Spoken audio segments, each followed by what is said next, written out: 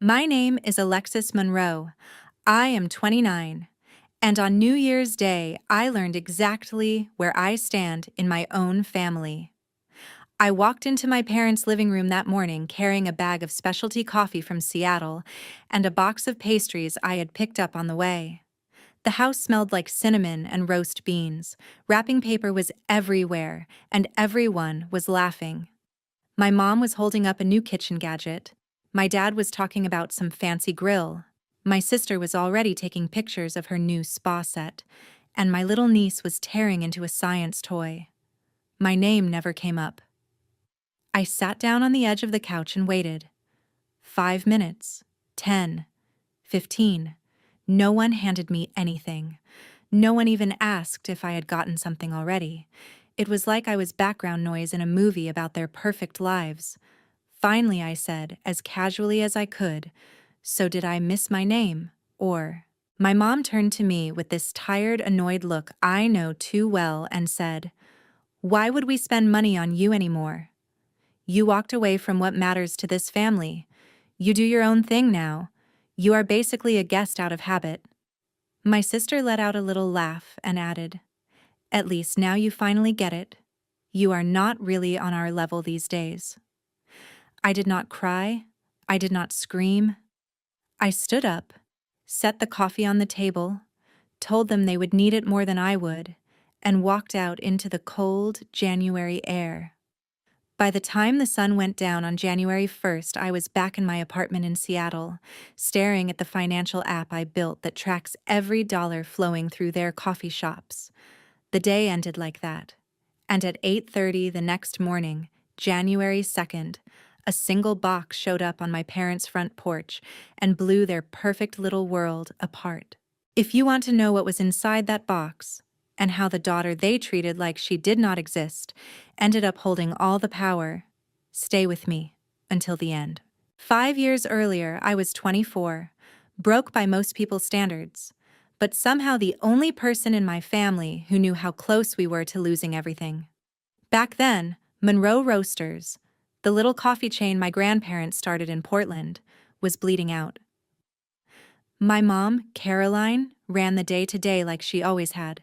My dad, Dennis, kept signing off on new equipment loans we could not afford, and everyone kept talking about how loyal the regulars were, as if good vibes could pay overdue invoices.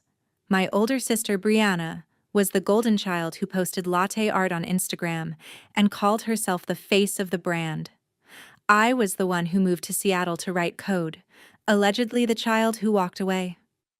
I still remember the night I opened their books for the first time. I was sitting at my kitchen table in Seattle with a cheap takeout dinner, staring at a spreadsheet that made my stomach drop.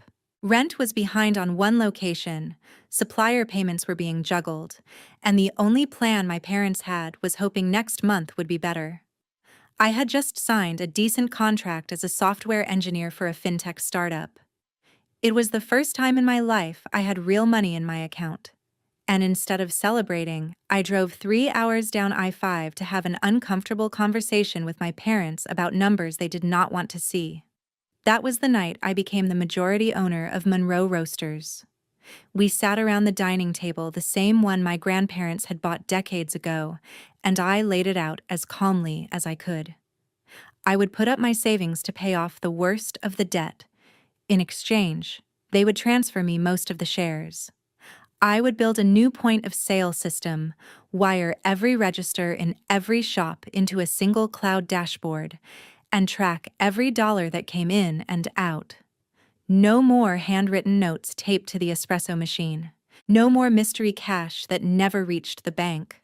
My mom hated the idea of me being the one holding the numbers, but she hated the idea of foreclosure more. My dad signed because he thought it was temporary. Brianna signed because Mom told her to. I drove back to Seattle the next morning and started coding. For months, I split my life in half. By day, I worked on payment tools and risk models for my employer. At night, I built the Monroe Dashboard, a system that pulled live data from the registers in every shop, logged every transaction, and matched it against inventory and bank deposits. When it finally went live, I stood in the back of the flagship cafe with a laptop while my mom rang up a line of regulars. Each swipe of a card or a tap of a phone popped up on my screen in real time, tiny proof that the bleeding could stop. We stabilized. Bills got paid. The scary letters slowed down. My parents kept the house in the suburbs. On paper, I saved the family business. In reality, I just postponed the inevitable and gave them a tool sharp enough to cut both ways. The strange thing was, nothing about how they treated me really changed. At a family barbecue to celebrate turning things around, my mom wrapped an arm around Brianna in front of a group of customers and said, "She is the heart of Monroe Roasters. We would be nothing without her." Then she nodded toward me, standing off to the side with my laptop, and added, "And Alexis does the computer stuff, whatever that is." People laughed politely. I smiled because I was used to it. I had been the kid in the back since I was 10, the one tinkering while my sister charmed the room. But now I was the kid in the back who owned most of the room and had a live feed of every sale running through it. For a while I told myself that was enough, that saving them once meant I had done my part. Then, on the night of January 1st, 2026, sitting alone in my Seattle apartment after walking out of that gift exchange, I opened the same dashboard I had built to rescue them and saw a pattern that did not make sense. The gross sales at each location were high, the bank deposits were strangely low, and the cash column looked like someone had been carving little pieces out of it for a long time. I scrolled back month after month, watching the gap widen, and realized my family had not just disrespected me. They had been using the system I created to quietly hide money, trusting that the girl who just did computer stuff would never say a word. At 8:30 on the morning of January 2nd, a plain brown box landed on my parents' front porch in Portland while I sat 200 miles away in my Seattle apartment, watching a progress bar crawl across my laptop screen. The night before, after I saw the cash gaps in the dashboard, I stayed up exporting everything I needed from the system I had built. Every cash sale, every card swipe, every deposit, every missing dollar, neatly organized into a file that told the truth more clearly than I ever could. I loaded that file and a lightweight offline version of my app onto a USB drive, printed out a few pages of summary reports, and tucked it all into that box along with a single sticky note that said, "Plug this in. No signature, no explanation, just numbers." A same-day courier picked it up from the front desk of my building and drove south, while I tried to decide whether I was being petty or finally honest. In their kitchen, my mom was probably topping off her mug, my dad scrolling through news on his phone, my sister checking comments on her holiday posts. When the doorbell rang, my niece Sadie ran to the window and shouted something about a package. My sister opened the door, looked around the empty porch, and carried the box inside like it was just another late gift. She tore off the tape, flipped the lid open, and froze. Inside was the USB, the printed reports with the Monroe Roasters logo at the top, and page after page of columns showing sales, deposits, and a growing column labeled underreported. I was not there to see it, but I know my sister well enough to picture her calling for our mom, her voice climbing a little higher with each word. My mom would have wiped her hands on a dish towel, annoyed at the interruption, until she saw my name in one of the tiny footers at the bottom of the report. Generated by Monroe Analytics, a Lex Monroe tool. That was the part I did on purpose. My dad would have taken the papers, flipped through them, and gone pale when he realized the dates went back years, long before that New Year's Day, where they decided I was not worth a $20 gift card. Somewhere, amid the confusion, they would have seen the line that showed exactly how much money should have hit the bank and how much actually did. The difference was not a rounding error, it was a pattern. At some point, my mom must have grabbed her phone and tried to call me, because a notification popped up on my screen for half a second before it disappeared. Blocked. A second later, another call came through from my dad. Also blocked. Then a text from my sister. Are you serious right now? Followed by 3 dots. Then nothing, because my phone filters messages from numbers I have muted into a quiet little folder I never check. While they crowded around the kitchen table with those pages and that USB, arguing about what could be proven and what could still be hidden, I opened the same reports on my laptop and scrolled slowly. I watched the numbers like I was watching an old wound finally being stitched closed. For years they had taken me for granted, told anyone who would listen that I was just the kid who played with computers while they did the real work. Now every corner they had cut and every dollar they had skimmed was laid out in a format designed to be understood by bankers, auditors, and tax agents. I still had not decided exactly who I was going to show it to when I hit save and closed my laptop.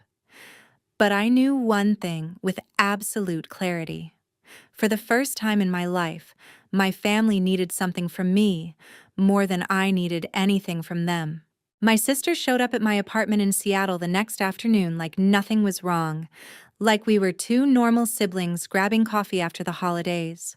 I watched her through the peephole for a second, standing in the hallway in her expensive coat, phone in one hand, reusable cup in the other, looking more like an influencer on a brand deal than someone whose entire business had just been dissected on paper. When I opened the door, she smiled too wide and said, "Lex, can we talk?" And my first instinct was to shut it again. Instead, I stepped aside and let her walk in. She made a slow loop around my living room, pointing out the view, the framed hackathon badge, the second monitor on my desk, as if seeing evidence that my life was real for the first time. Then she put her cup down and dropped the act. "Mom is freaking out," she said. "Dad, too." Her voice had that tight edge she gets when she is scared but trying not to show it. "They found your name on the reports. They know it came from you." I leaned against the counter and waited. She kept talking, fast now. "We thought you just helped with the loans. Okay? We did not know you actually owned most of the company and had some back door into everything." "That is not how any of this works," I said. "You all sat at the table and signed the papers. You knew exactly what I was offering and what I was asking for." She waved that away, like it was a detail that did not matter. "They are saying this is going to cause a huge mess with taxes, that you blew it up over nothing." "Over a rough holiday, Alexis." My chest tightened at that. Nothing. A rough holiday. I saw again my mom looking straight through me on New Year's Day, while everyone around me opened gifts, and I felt something settle into place.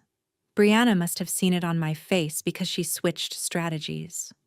"Look," she said, dropping her voice. "You know how things are run. Cash is just easier sometimes. People have done it like this forever. And Sadie loves her school. She loves her friends. If this gets any worse, we could lose the house, the shops, everything. Do you really want to be the reason she has to pack up her room and say goodbye to her whole life?" I almost laughed because it was so textbook. When we were kids, Mom used to pull that same move, wrapping every argument in guilt and family and tradition until you could not tell where your feelings ended and hers began. I thought about Sadie with her messy ponytail and science kit, about how she had nothing to do with any of this, and for a second, I felt my resolve wobble. Then I remembered the numbers on my screen. Years of underreported cash, years of them signing my name as an officer on tax forms while quietly skimming from the business I had saved. "You are not putting this on a 9-year-old, I said quietly. "You and Mom and Dad made these choices, not her." She shook her head like I was being unreasonable. "You changed, Alexis. You left. You chose tech and strangers over your own family. And now you are punishing us for not throwing you a party every time you come home." There it was, the old script. I walked away from the only thing that mattered. I was ungrateful.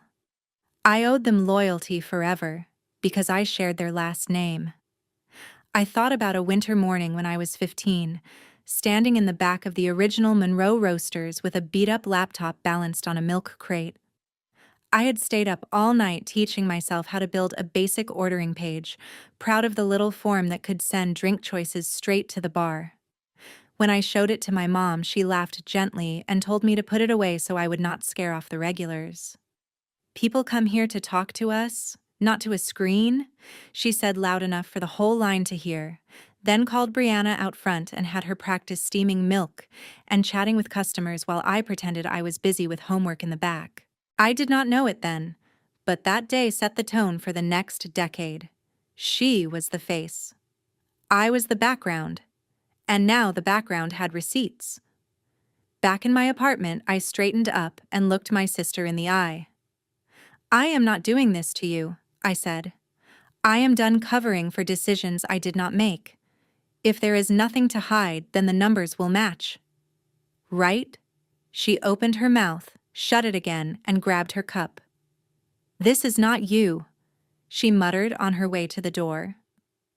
"You used to be the one person I could count on to put family first." I let that sit in the air for a second before I answered. Maybe putting family first is what got me into this mess. After she left, the silence in my apartment felt heavier than it had the night before. I sat down at my desk, opened my laptop, and pulled up everything I had exported. The reports, the logs, the email chains where my parents casually referred to pulling a little extra cash this week. My name on the corporate documents that said I was responsible if things went wrong. I dialed the number of a business attorney in Seattle that one of my coworkers had recommended months earlier when we were joking about worst-case scenarios. This time, it was not a joke. I explained who I was, what I had built, what I had found. I asked her a question I had been avoiding since the moment I saw the first discrepancy. If I know there is tax fraud happening in a company where my name is on the paperwork and I stay quiet, does that make me complicit? She did not sugarcoat it. "It does not look good," she said. "And if it blows up later, they will absolutely try to throw you under the bus." She walked me through my options, including one I had heard of but never really thought about: the IRS whistleblower program. I spent the rest of the day reading everything I could find about it, cross-checking requirements with my data, making sure I did not cross any lines with privacy or hacking. I had admin access. I had built the system. I had every right to those reports. By the time the sun went down over Seattle again, I had written out a detailed statement, attached files, and filled in the online submission, not as a bitter daughter but as a majority shareholder who no longer wanted her name attached to a lie. Hitting submit did not feel dramatic. There was no thunderclap, no swelling music. It just felt like finally stepping out of a burning house I had been told to pretend was fine. Maybe real family would have cared that I was the one suffocating inside it. Several months later, the first white envelope from the Internal Revenue Service showed up in my parents' mailbox, and everything that had been whispered around the kitchen table suddenly had an official letterhead. I did not see their faces when they opened it, but I heard about the panic secondhand from a cousin who worked part-time at one of the shops. He texted me that my mom had gone quiet in the middle of a rush, walked to the back room with the letter, and come out with eyes so red even the regulars noticed. The notice was not dramatic by itself. It was a standard audit letter, the kind that says the government would like to take a closer look at a few years of returns for a small business that, on paper, looks more profitable than what is flowing through its bank accounts. For a normal company, it would have been scary, but manageable. For Monroe Roasters, with its neatly hidden pile of missing cash and a majority shareholder who had just filed a whistleblower report, it was a slow fuse on a much bigger explosion. My parents did exactly what I expected. They hired a local tax attorney, printed out their own version of the numbers, and tried to build a story where the gaps in deposits were all just innocent oversights. There was talk of informal cash bonuses, tips handled off the books, little favors for employees that never made it into payroll. The plan, from what I could piece together, was simple. Blame bad record keeping, throw around enough emotional language about being a family business, and hope the IRS would be satisfied with a slap on the wrist. My name came up when the attorney asked who had designed their system. That was when the situation stopped being a private family mess and became something I could not ignore. An agent from the IRS called me at my Seattle number one morning while I was in between meetings for my fintech job. She introduced herself, confirmed my role as majority shareholder and system architect, and asked if I would be willing to answer some questions about how the Monroe Roasters point-of-sale system worked. I closed my office door, sat down, and told her yes. We scheduled a video conference.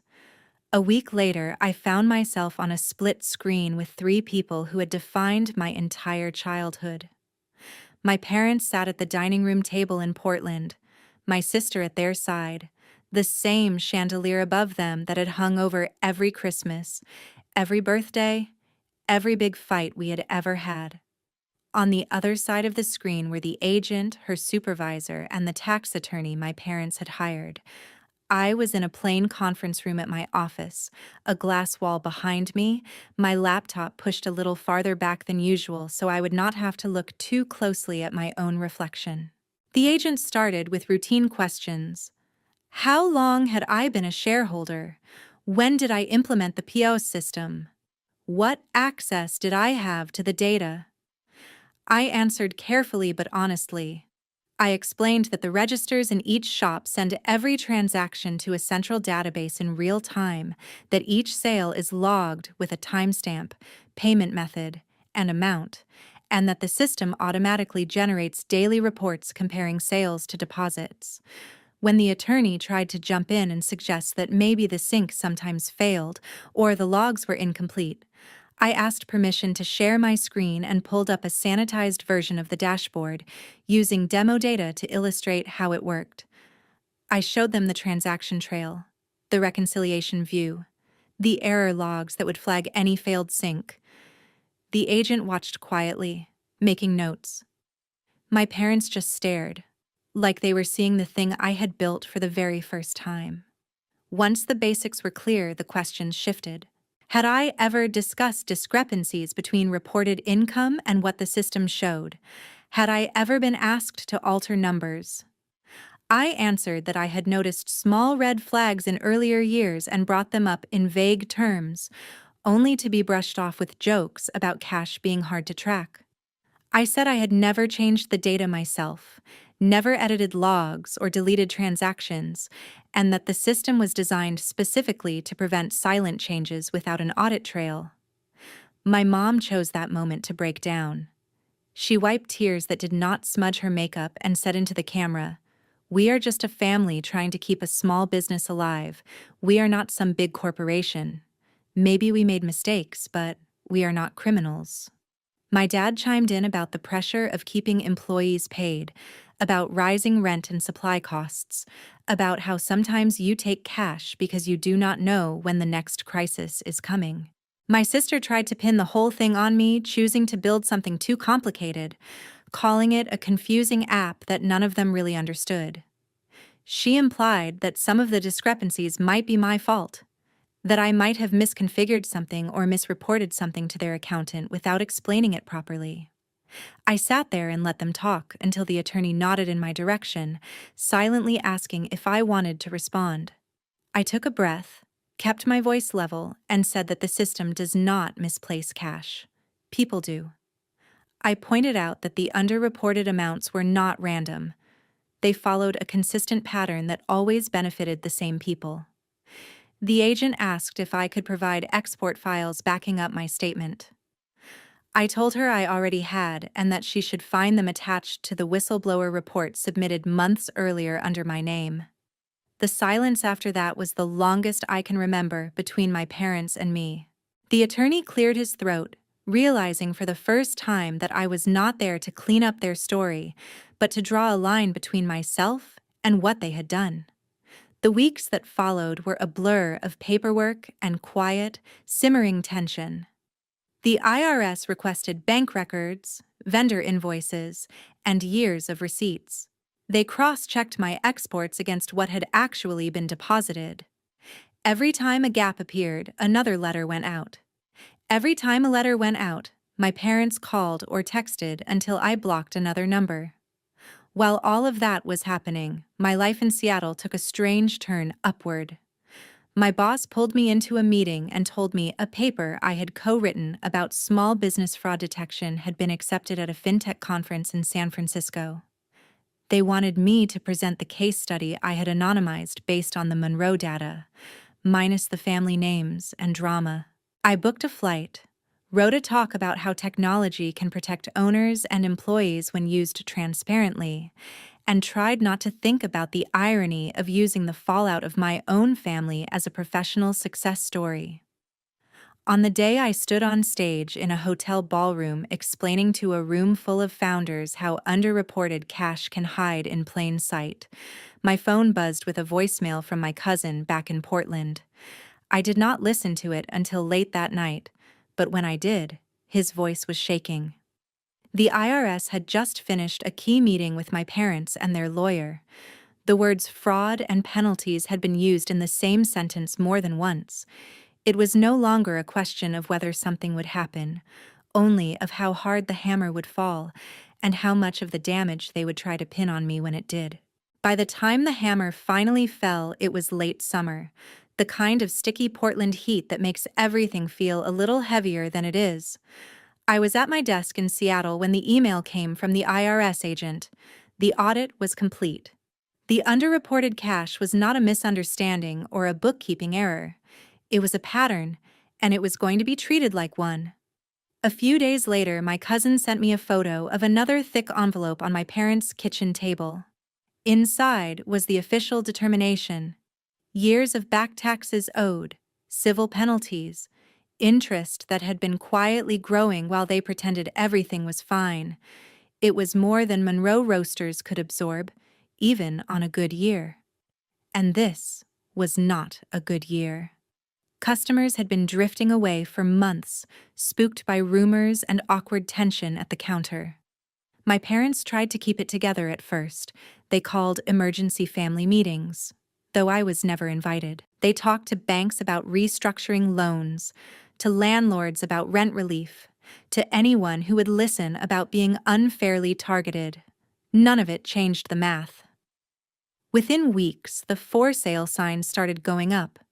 First, it was the smallest shop, the cozy one near the university where I had done my homework as a kid. Then the flagship cafe downtown, the one my mom always called her second living room. They sold equipment at a discount, furniture for less than it was worth, anything to scrape together enough cash to keep the penalties from swallowing them whole.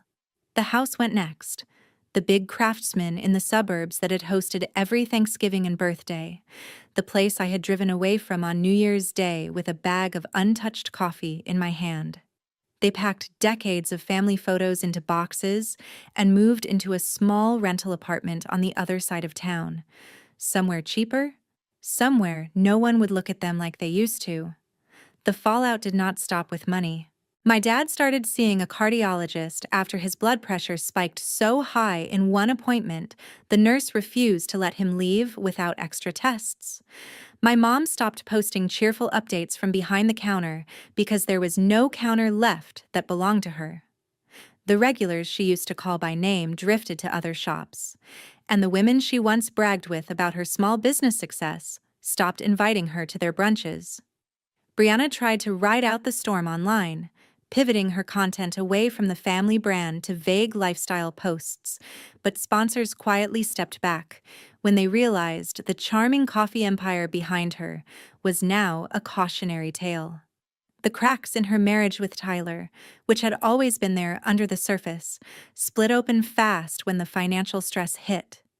He resented being dragged into a mess he had not created. She resented that he would not pretend it was all going to magically fix itself. Within a few months, they were separated, then divorced. Sadie went from a big bedroom in a nice school district to a smaller apartment and a different school where no one knew her last name. Somewhere in the middle of all that, my parents tried one last time to make me the villain. My phone lit up with a number I did not recognize one night. I answered without thinking and heard my mother before the connection even stabilized. "You did this," she said. Her voice was hoarse, like she had been crying for hours. "You tore this family apart over some numbers on a screen and a hurt feeling from a holiday. We lost everything because you could not let it go." I let her talk. I let my dad come on the line and say it too, in his quieter way, telling me about friends who no longer called, about employees who had moved on. At the end of his speech, he said, "You know, they never would have looked this hard if you had not pointed them in our direction. You turned your own parents in.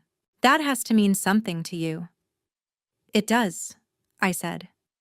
"It means I am not willing to go down for choices I did not make. You signed my name on those returns. You used my system to hide cash and assumed I would stay quiet because we share DNA. That was your bet. You lost."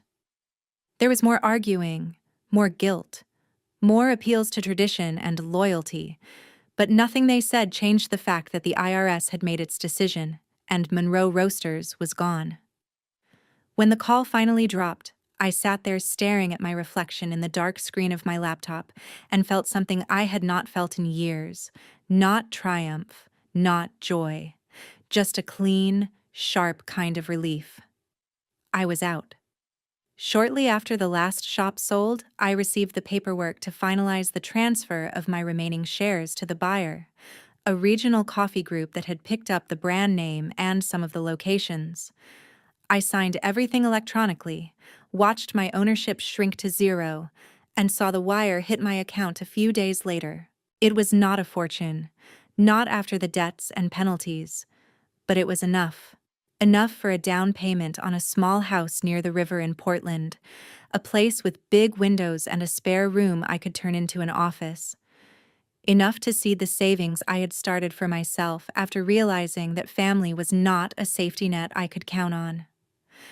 I moved back to Oregon on my own terms, not to my parents' couch, not to the shadow of the old Monroe Roasters sign, but to a quiet street where no one knew me as the disappointment who left the family business. I brought my monitors, my worn-out hoodie, and the same laptop I had used to build the system that changed everything. I set up my desk facing the water and opened a blank document titled Next. Officially, I was still a senior engineer for my fintech company. Unofficially, I had started sketching out plans for my own product, a tool to help small business owners spot exactly the kind of fraud and sloppiness my parents had wrapped in the language of survival.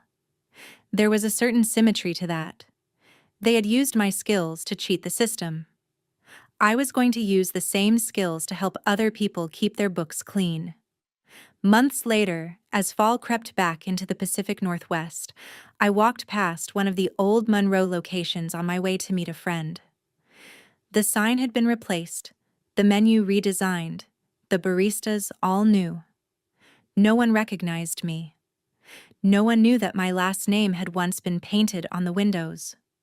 I stood there for a second, watching customers line up for their drinks, and felt a strange mix of grief and gratitude. The place that had defined my childhood was gone. The version of me that needed their approval had gone with it. The people who hurt me had paid a price I did not have to collect in person. I turned away and kept walking toward a life that finally felt like mine. The first morning, I woke up in my little house by the river in Portland. The light came in soft and gray through the blinds, and for a second I forgot everything that had happened. There was no smell of espresso beans roasting downstairs, no clatter of cups, no distant sound of my mother calling orders in that bright, performative voice she used for customers. Just quiet. My own coffee mug, my own kitchen, my own name on the lease. I made a pour-over with beans from a local roaster that had nothing to do with my family, carried it into my office, and opened my laptop. The Monroe dashboard was gone from my bookmarks. In its place was a new project folder, the one I had started the night I signed my shares away. A tool for small business owners who wanted transparency instead of convenient blind spots. A system designed to protect decent people from the exact kind of shortcuts my parents had convinced themselves were normal. Building it was oddly healing. Every line of code felt like a tiny reversal of what had been done with the last system I built. Instead of hiding cash, this one highlighted risk patterns. Instead of making it easy for owners to skim off the top, it made it easy for employees to see when something did not add up. I went to local meetups, talked to other founders, listened to stories from baristas and bookkeepers who had watched bosses play games with numbers. I realized my family was not unique. The only thing unusual was that someone on the inside had both the skills and the willingness to say, "This is wrong, and I will not carry it for you." News about my parents and my sister trickled in slowly after that. I heard that my mom had taken a part-time job at a mid-sized cafe across town, working the early shift, clocking in and out like everyone else. She no longer posted about being the heart of any brand. She just poured drinks and wiped counters. My dad rented a small place in a complex near the freeway, somewhere cheap, somewhere anonymous. He went to doctor appointments, took medication, spent a lot of time watching sports with the volume too loud. The friends who used to come over for barbecues did not visit the apartment. They sent the occasional text and then stopped. Brianna bounced between content gigs, trying to rebuild her online persona without the Monroe Roasters backdrop. She still smiled into the camera, still talked about cozy mornings and grind culture, but the comment sections were quieter. The glossy narrative of a thriving family business had cracked, and there was no app filter that could fix it. Sadie started at a new school in a different district. I saw a photo once in a message someone forwarded by accident, her backpack almost as big as she was, her hand in her mother's, her face turned slightly away from the camera. She looked small and braver than she should have to be. That night, I opened a separate account in her name, one she does not know exists yet, and automated a transfer from every paycheck. It is not some grand gesture. It is just a promise to myself that if she ever decides she wants education or a way out, or simply a choice that is not wrapped in guilt and obligation, there will be something waiting for her that is not tied to anyone's secrets. People sometimes ask me if I regret what I did. They almost always phrase it the same way. Was it worth it? Did it feel good to watch them lose everything? The honest answer is complicated. It did not feel good to watch my parents' faces crumble on a grainy video call, or to hear the strain in my sister's voice when she realized there was no easy way out. It did not feel good to know a 9-year-old had to pack up her room because the adults in her life chose shortcuts over integrity. What did feel good was stepping out of a role I was never meant to play. I grew up thinking I had to absorb every bad decision, patch every hole, and silently carry the weight of choices I did not make, because that was what family meant. It took an audit and an investigation with my name on the paperwork to understand that family without respect is just shared history. What I did was not about revenge in the cartoon sense. I did not slash tires or scream in parking lots or try to ruin anyone's life on purpose. I told the truth to the only people who could do something about it and refused to lie just because we share a last name. That was my revenge. I chose myself. I chose not to be the quiet, convenient scapegoat one more time. If there is a lesson in all of this, it is not that you should turn your parents in at the first sign of trouble. It is that loving someone does not mean helping them bury the damage they cause. It is that your skills, even the ones your family rolls their eyes at, have value far beyond their approval. And it is that protecting your own future is not betrayal when the alternative is letting someone else drag you under with them. These days, my life is small in a way that feels peaceful. I write code. I walk by the river. I grab coffee with friends who see me as a person, not as a problem to fix or a resource to exploit.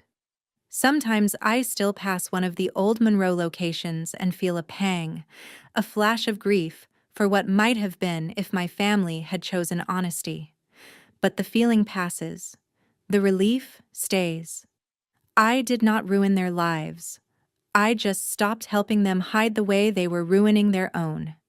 If you have ever been the odd one out in your family, the disappointing child, the one they only call when something needs fixing, I hope my story reminds you that you are allowed to draw a line. You are allowed to say no. You are allowed to choose a life where you are not constantly paying the interest on someone else's mistakes. And if you were in my place with your name on those documents and your work twisted into a weapon, what would you have done? Would you have stayed quiet to keep the peace, or would you have walked away the way I did? Tell me in the comments, and remember, the first person you owe loyalty to is the one you have to live with every day yourself.